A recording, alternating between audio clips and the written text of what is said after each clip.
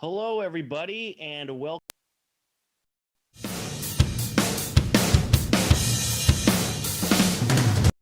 of HCAM News Live. We have the results from the annual Hopkinton High School Science and Engineering Fair. We have highlights from the last week of the winter season of Hiller Sports. And also, we talked with Hopkinton High School Athletic Director Rich Cormier about the upcoming Fall 2 season. So we'll have some of that for you. Plus a whole lot more. But first off, the Hopkinton Senior Center hosted a COVID-19 vaccination clinic.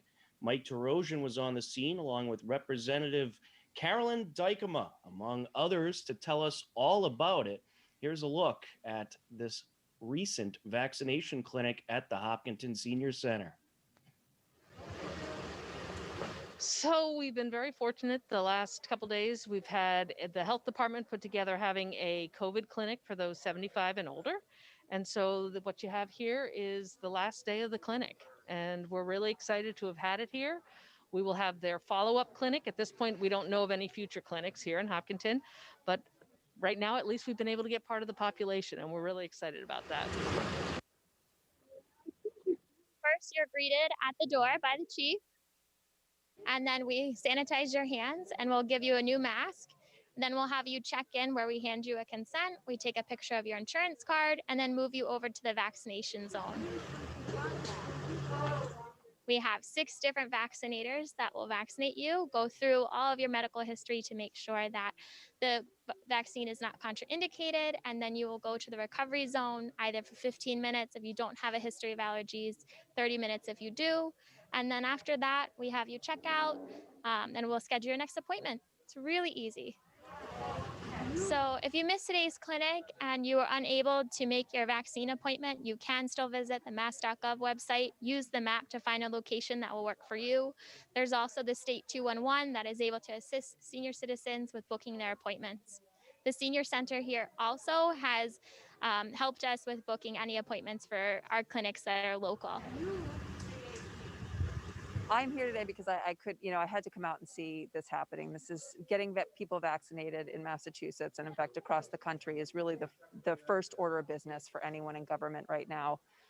We talk about it all the time, and just being able to be out here to actually see it in action is not only really important from a public policy perspective to make sure that the processes we have in place are working, but it's also just such an incredibly hopeful experience. I mean, just seeing so many of our residents being able to come in and get vaccinated, which is so important to public health and to people's mental health, honestly. It's just a really important thing. And I just want to say thanks to, of course, all the people putting this together, the Hopkinton Public Health Department, the town of Hopkinton, all public safety, police and fire who are out here today volunteering and putting their time in to actually put shots in arms. This is really what it's going to take to get us get our economy back up and running, get people out into the community again, what we're all looking forward to. And this is really where the rubber meets the road. And just incredibly impressive to see the level of effort, the level of organization and expertise that's going on here. So leave it to Hopkinton to get the job done. So other than being the location, we have been helping people sign up, and we can continue to help people sign up. So if you do want to get a vaccine someplace else, as one of the mass sites, you can give us a call. We're going to be very happy to help you sign up. We did a lot of signing up. We've done a lot of talking to people and helping them through it. And I will say, because you may have to go to the Massachusetts mass sites like Gillette, or I guess there's one in Natick, they are run very smoothly. And they are people, I'm hearing wonderful stories about people who've gone there. They've had great, it's been a very smooth process, and they're in and out. So it's not this big, scary, I'm going to be in line with millions of other people. It's not like going to Disneyland, I'm told. It's a much more calm, very focused process, but that it's easy to go through. Good afternoon, Mike. The fire department's here today assisting the Board of Health with the delivery of their vaccination clinic.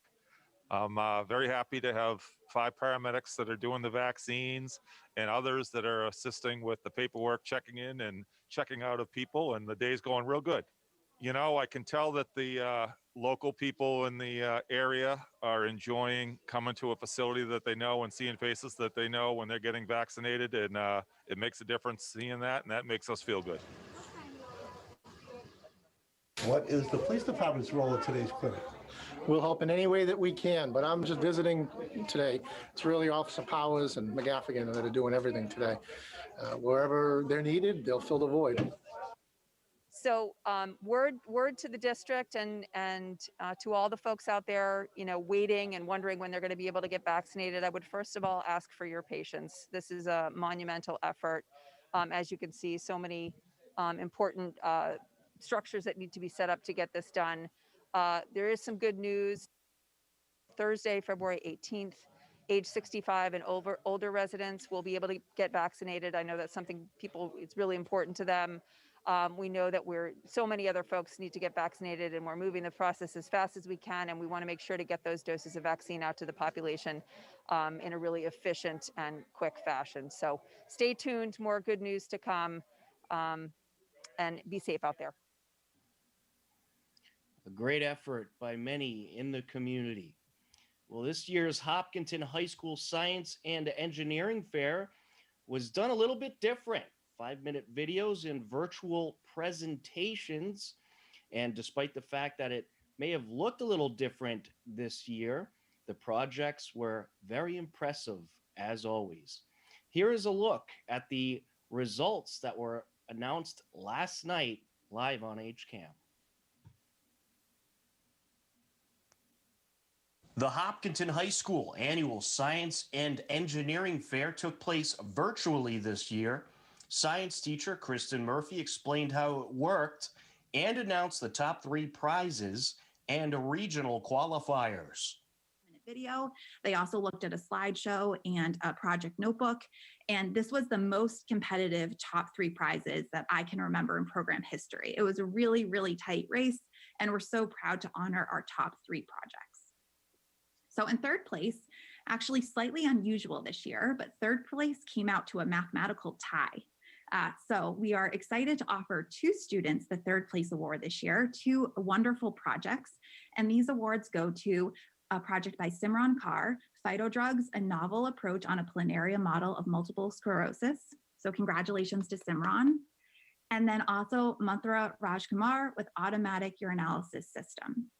So congratulations to these 2 wonderful projects. As you can see, they had wonderful presentations, really creative approaches involving 3D printing and moving worms that they were graphing as they regenerated, and just a really creative, thoughtful projects that they were able to do at home this year. So congratulations.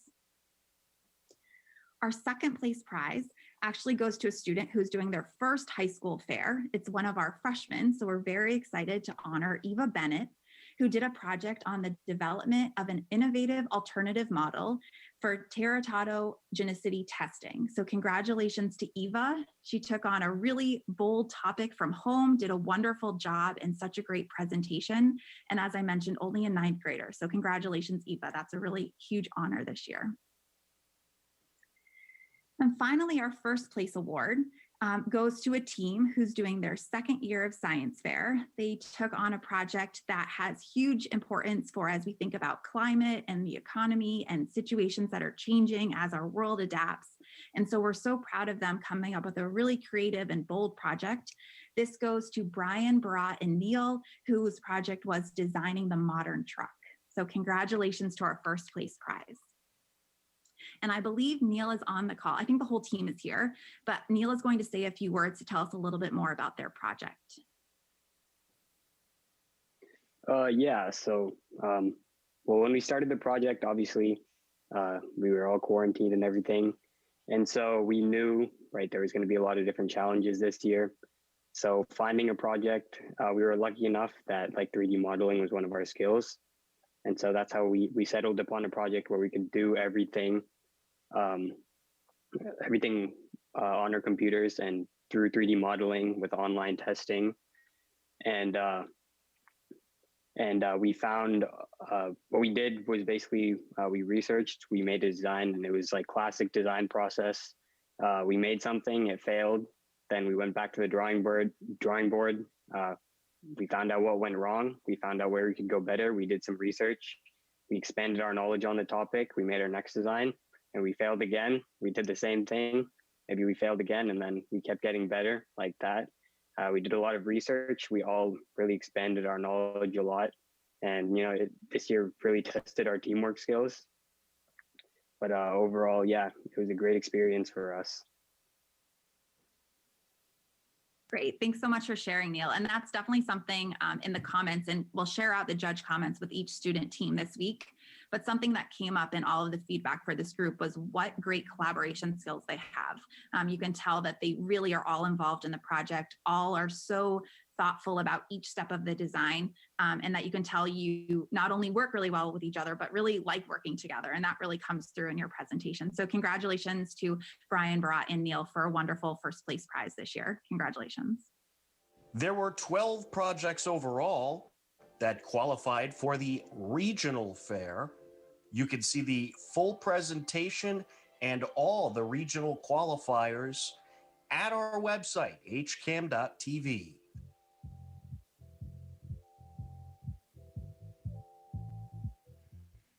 We are going to take a short break. When we come back, we have the highlights from the last week of the Hopkinton Hillers Winter 2020-2021 season. And also Rich Cormier, the athletic director, talks a bit about the upcoming Fall 2 season. A whole lot more ahead on HCAM News Live. Stick around. HCAM programming is supported by our viewers, thank you, and by Phipps Insurance Agency, representing companies such as MapFree Insurance. Their family-owned independent agency is deeply rooted in the communities they serve and offer time-tested insurance products to fit individual needs. Since 1950, Phipps Insurance specializes in home, auto, business, condo, and renters insurance.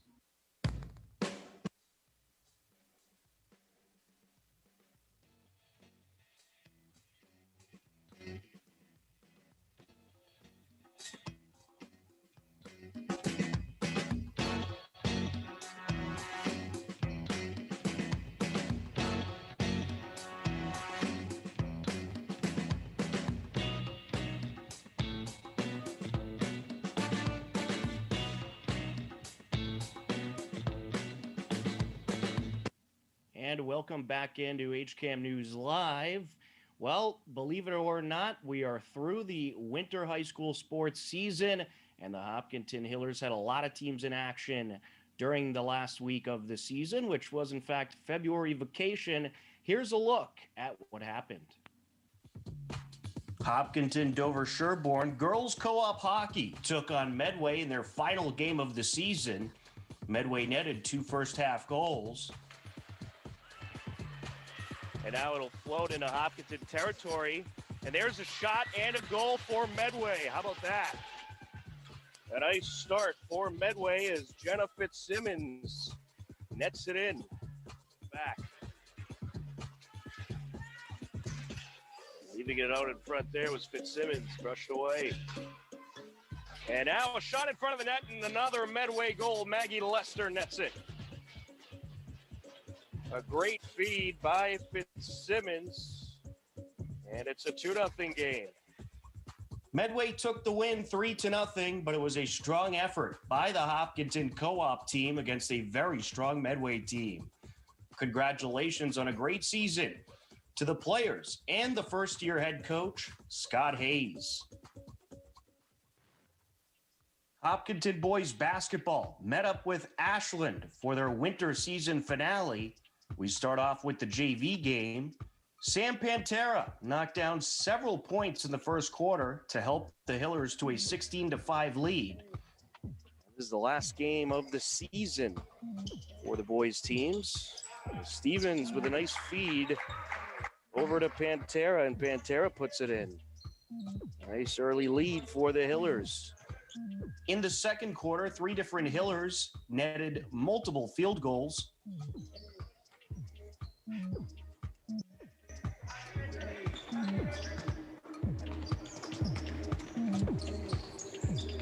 Up and good. Wow. And Dessenroth.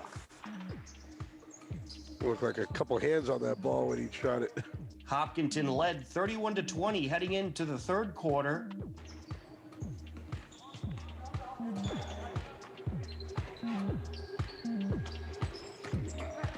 Hyman feeds it over to Desithroth, who finishes.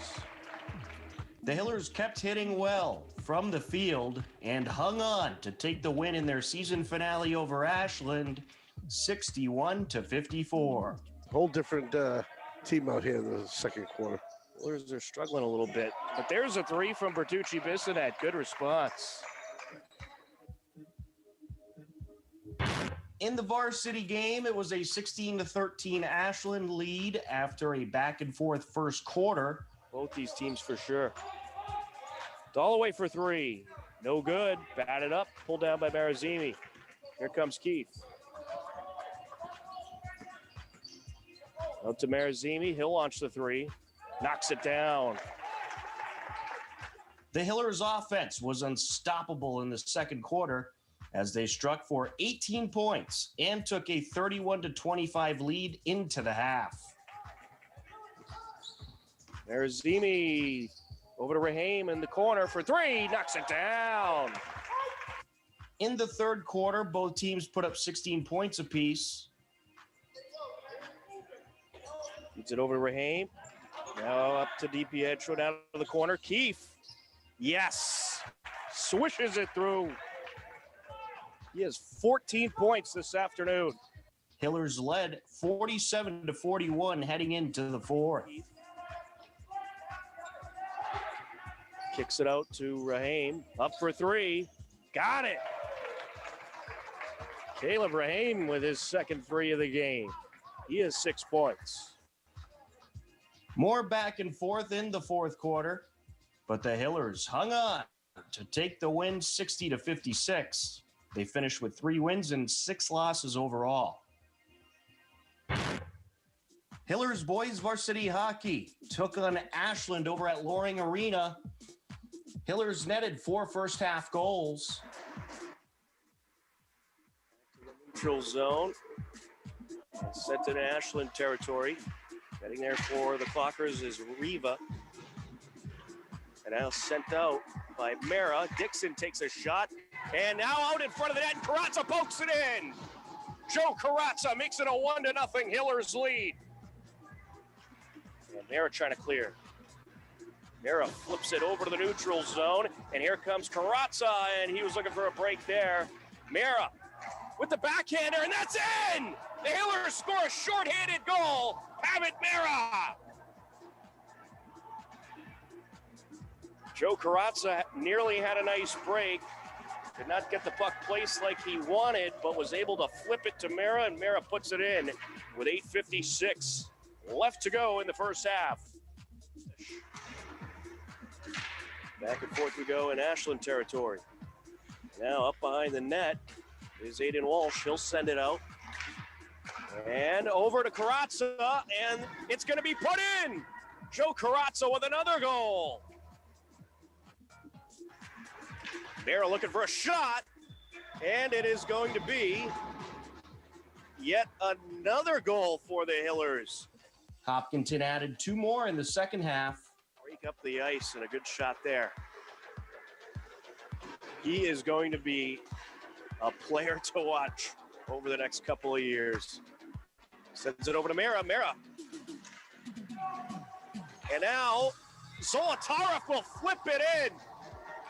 Zolotarev ends up with it wide open in front of the net and is able to flip it in to make it 5-1 Hillers. For Andrew Moore, he'll take a long shot and wrap that one around. Hillers in the midst of a change. Caleb Dacey back into the game. And Dacey looking for a shot. He pokes it in.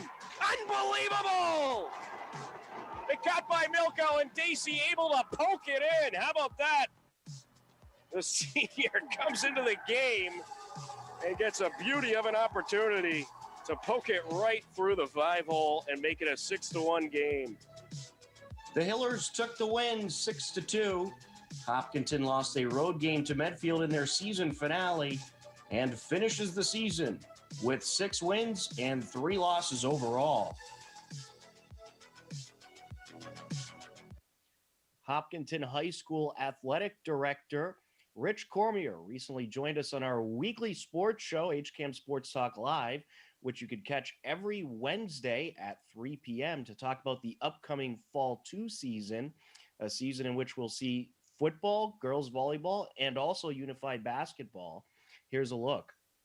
We were able to get there. Almost all of our teams got to 10 games, which is what we were hoping to accomplish. We did have one team that was only able to get to 9, which was unfortunate. But again, there was definitely a lot of situations that we had to get through this winter, but we did. And I think ultimately the kids who participated had a great experience. Certainly one they won't forget, and now we quickly turn the page right into the next season. And I do want to mention we have Kevin Stone on with us as well from the Metro West Daily News. He might jump in with a question or two. But we do have the Fall 2 season coming up next, and we're going to have some March and April football and some girls volleyball, also some unified basketball and swimming. How did everything go planning-wise for the upcoming Fall 2 season? And I understand the teams are in practice right now. How's everything going?